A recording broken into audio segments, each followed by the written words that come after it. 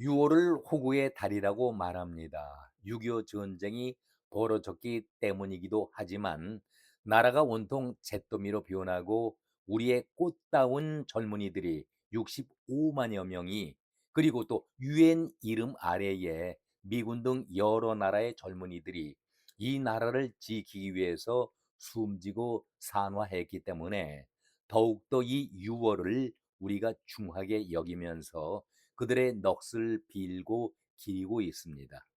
오늘이 6월을 보내는 마지막 날입니다.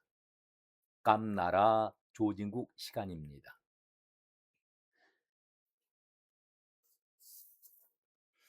그런데 우리 국민들은 언제부터인가 좌빨 정권이 북한에 대해서 주적 개념을 흐리게 하더니 이재명이 대통령 노릇을 하면서 친북을 노골화하고 있지요. 아니 당 대표가 되는 순간부터 발언을 할 때마다 국민들은 안보에 대해서 불안을 느끼고 있는 입장 아니겠습니까? 미국은 점령군, 소련군은 해방군이다. 이런 얘기를 했던 이재명인데 국민 모두가 정권 자체에 대해서 불신감을 더욱 강하게 느끼고 있습니다. 그런데 이재명이 엊그제 6.25 기념 행사에서 이런 말을 했었죠. 참전 유공자와 유가족에게 감사와 위로를 전하고 강력한 국방력으로 국민과 영토를 지키고 전쟁이 일어날 걱정도 싸울 필요도 없는 평화의 한반도를 반드시 만들어내겠다. 이렇게 기념사를 밝혔습니다. 보통의 대통령이라고 한다면은 기념사에서 밝힌 그 내용을 그대로 믿으려 하지만은 이재명이 한 말을 어느 누가 액면 그대로 믿으려 하겠습니까? 한마디로 또 대국민 사기극을 하고 있구나. 국민들은 대부분 이런 생각들을 하고 계시지 않았을까요? 이런 말을 이재명이 꺼내려고 안규백이 나서서 바람잡이 역할을 미리 하지 않았나 저는 그런 생각을 가져봅니다.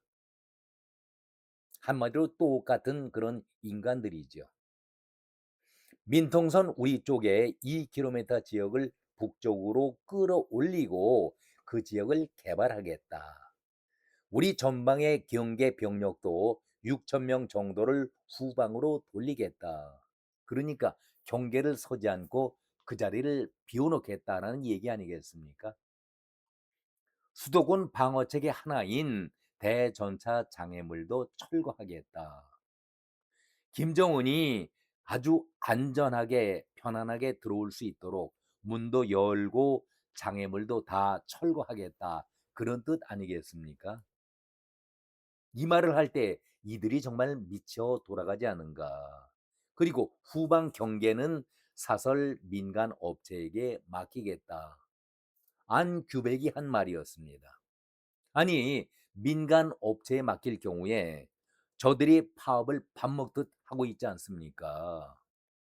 노조 천국 파업의 나라다 이렇게 불리고 있는데 그것도 부족해서 군을 파업으로 묶어놓겠다라는 발상인지 민노총과 같은 집단 파업이 일어날 경우에 나라가 스스로 무너지는 것 아니겠습니까? 이것을 법제화하겠다라고 안규백이 밝혔는데 한마디로 정신 나간 그런 자 아니겠습니까? 이재명은 얼굴색 하나 변하지 않고 거짓말로 6.25 기념사에서 대국민 사기극을 장황하게 늘어놓았습니다. 강력한 국방력으로 국민과 영토를 지키고 그 다음에 숨은 말이죠. 속내를 드러내지 않았지만은 좌빨들의 생각을 그대로 밝히고 있습니다. 전쟁이 일어날 걱정도 싸울 필요도 없는 평화의 한반도를 만들겠다. 도대체 이게 무슨 얘기입니까? 김정은이가 대한민국은 적국이다. 핵을 만들어 놓고 우리 머리 위에 올려놓고 있는 것 아니겠습니까? 그런데 북과 친하게 지나면서 손잡고 잘해보자 이런 헛소리나 하고 있으니까 저는 그야말로 이런 얘기를 듣는 순간 분노가 치밀어 오릅니다. 6.25 전쟁에 우리의 꽃다운 젊은이들이 65만여 명이 숨졌습니다. 그리고 우리와 아무 관련도 없었던 미군 병사가 3만 7천여 명이 이 나라를 지키려다가 목숨을 잃었습니다. 정말로 저절로 고개를 숙이고 저들의 명복을 빌어야 되지 않겠습니까? 그런데 미군은 점령군이고 소련군은 해방군이다. 누가 얘기를 했습니까? 이 망언을 이재명이 하지 않았었습니까? 더 가슴 아팠던 것은 6.25 때에 미군 장성들의 142명의 장성의 아들들이 이 나라 전쟁에 직접 참여했다는 얘기입니다. 우리의 경우는 쥐꼬리만한 권력만 있더라도 자기 자식들 군대 안 보내려고 온갖 꼼수를 다 부리고 있지 않습니까? 어쩔 수 없이 보내더라도 안전한 후방 쪽으로 보내고 아주 편안한 곳으로 보내려고 애쓰는 것이 우리의 실정 아닙니까? 그런데 우리가 아는 장군들, 아이젠하워 장군 대통령이 됐죠. 클라크 정전 협정을 맺었던 총사령관이었습니다. 맨 플리트 그리고 워커 장군들이 그의 아들들이 이 전쟁에 참여해서 목숨을 잃거나 실종되는 아픔도 겪지 않았었습니까?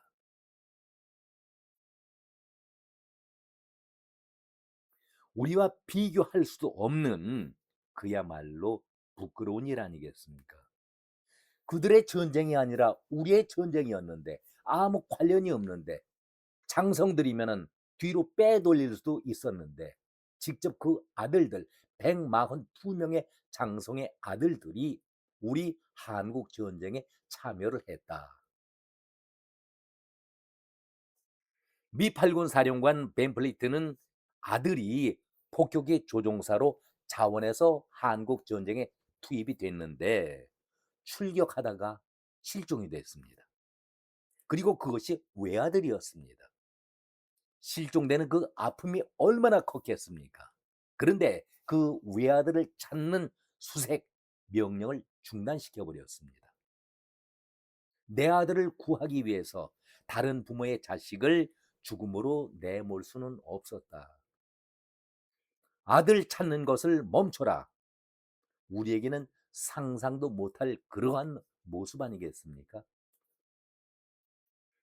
더 가슴 아팠던 일은 미 8군 사령관 워거 중장 낙동강을 지키기 위해서 후퇴를 주장하는 미군 장성들 그리고 한국군 지휘관들에게 권총을 빼들면서 유명한 명령을 내렸었죠.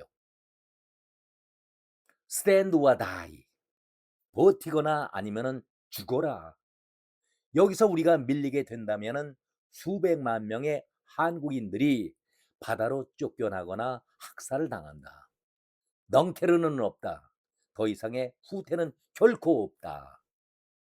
이런 낙동강 전선을 사수하면서 대한민국을 구해내지 않았었습니까?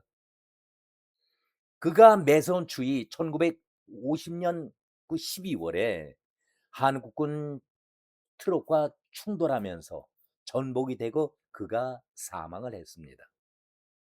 도쿄에 있었던 총사령관 메가더가 그 소식을 듣고 충격에 빠졌지요. 워커의 아들이 최전방에서 중대장으로 전투를 지휘할 때였습니다. 우리나라 전선에서 지휘를 하고 있었던 대위였습니다. 샘 워커. 메, 메가더는 샘 워커에게 특별 지시를 내립니다. 부친의 유해를 모시고 당장 미국 본토로 귀환하라. 아버지가 전사했다. 장례를 치러야 한다. 최고 사령관이 직접 귀국 명령을 내렸습니다. 샘 워커는 메가더의 귀국 명령을 거부하면서 이렇게 타전을 했습니다. 나의 부하들이 지금 이 순간에도 목숨을 걸고 악전고투하고 있습니다. 중대장인 제가 어찌 부하들을 이곳에 버려두고 나 혼자 살아 고국으로 돌아갈 수가 있겠습니까? 저는 남겠습니다. 샘 워커는 아버지의 차가운 관을 홀로 태평양 너머 알링턴 국립묘지로 돌려보냈습니다. 아버지의 마지막 길을 배웅하는 대신에 그는 수류탄을 챙겨 들고 참호 속으로 동료들과 함께 전쟁에 참여를 했었습니다. 아버지는 타국의 백성들을 살리기 위해 죽음을 불사했고, 아들은 자기 부하들을 살리기 위해 기꺼이 아버지의 장례식마저도 포기를 했습니다. 그들은 대한민국이라는 이름 모를 나라에서 총과 대포만 보냈던 것이 아니라 미국 사회에 가장 고결한 도덕과 핏값을 함께 보냈던 것입니다. 내 부하들이 악전고투하고 있습니다. 나는 그들을 떠날 수가 없습니다. 저는 이곳에 남겠습니다. 1950년 12월 부친상으로 인한 귀국 명령을 거부하면서 샘 워커 대위가 총사령관 메가더 장군에게 타전한 내용이었습니다. 우리가 이 내용을 읽으면서 가슴이 뭉클해지지 않습니까? 고개를 떨굴 수밖에 없는 것 아니겠습니까? 내 나라 전쟁도 아닌데 미군의 장성 142명의 그 아들들이 전선에 나섰고, 어느 누구도 특혜를 요구하거나 후방으로 빼달라거나 아니면은 전쟁에 참여하지 않도록 했다는 얘기는 단 한 건도 없었습니다. 더 가슴 아픈 일이 바로 이런 것 아니겠습니까? 왜 미국이 위대하다고 얘기들 합니까? 우리는 이런 얘기를 들으면은 남의 얘기로 그냥 치부하고 끝나고 맙니까? 부끄럽지 않습니까? 그렇게 피를 흘렸던 젊은이들이 있었기 때문에 이 나라가, 오늘 이 나라가 대한민국 자유 속에서 우리가 자유롭게 살고 있는데, 그렇다면은 이 나라를 이끌어가고 있는 지도자, 이재명 정권의 지도자들은 무슨 생각을 하고 있을까? 국민들을 도대체 어디로 끌고 가고 있을까? 안타깝다는 말보다는 분노가 치밀어 오르지 않겠습니까? 추미애의 예를 한번 들어보지요. 이와 비슷한 사례가 너무나도 넘쳐나지만은 추미애 사건을 한번 우리가 떠올려 보겠습니다. 아들이 휴가를 즐기다가 제때에 귀대하지 않았었죠. 이것은 위기이기 때문에 영창감입니다. 바로 영창에 집어넣어야 합니다. 그런데 추미애의 다음 행동은 어떠했습니까? 구속 수사를 받아야 하는데 지금은 외국 유학 중이다. 외국에 나가 있죠. 그리고 동부지검의 임은정 지검장이 하는 얘기가 수사 중단 상태다. 외국에 나가서 유학 중이기 때문에 이렇게 뻔뻔하게 말을 하고 있습니다. 정신이 제대로 박힌 자라고 한다면은 바로 강제로라도 끌고 와야 되는 것 아니겠습니까? 어디 이것뿐이겠습니까?